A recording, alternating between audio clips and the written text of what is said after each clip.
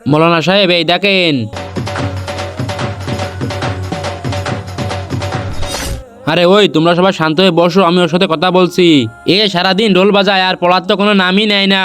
আপনি একে ঠিক করে দেন, এ যেন আগের মতন পড়া শুরু করে। লাঠিয়ালা মৌলানা, আমি এ সব কিছু ঠিক করে দেবো, একে এখানে বসাও। জি মৌলানা সাহেব।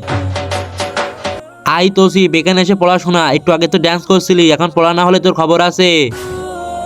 মাসাদিন সামানিন সাখাতিন জুলালি। ঠিক আছে যাও তুমি। এই তুই এবার এদিকে আয়। তোর আমপারা কোথায়?